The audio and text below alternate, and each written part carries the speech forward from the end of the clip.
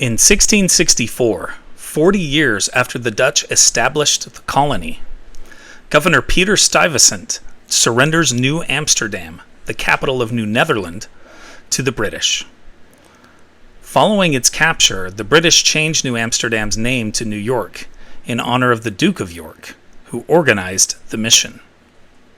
In 1760, French forces in Montreal surrendered to the British under the command of Field Marshal Jeffrey Amherst during the French and Indian War.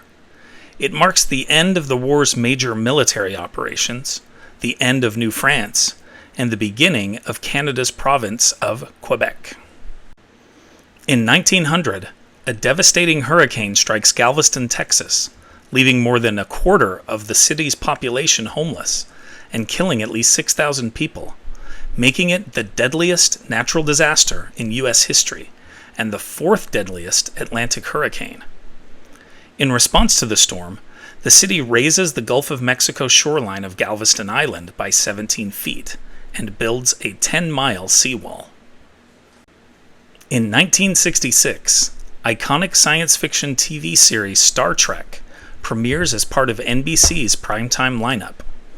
Although canceled after only 3 seasons, the series maintains a massive cult following that leads to more than a dozen movies and a dozen separate TV series. In 1974, in a controversial move, U.S. President Gerald Ford pardons disgraced former President Richard Nixon, who had resigned a month earlier because of his involvement in the Watergate scandal. Several of Nixon's associates spend time in prison as a result of the scandal. In 2003, the Recording Industry Association of America starts suing individuals who illegally share copyrighted MP3 music files. The RIAA begins by suing 261 people who had each shared an average of 1,000 copyrighted files.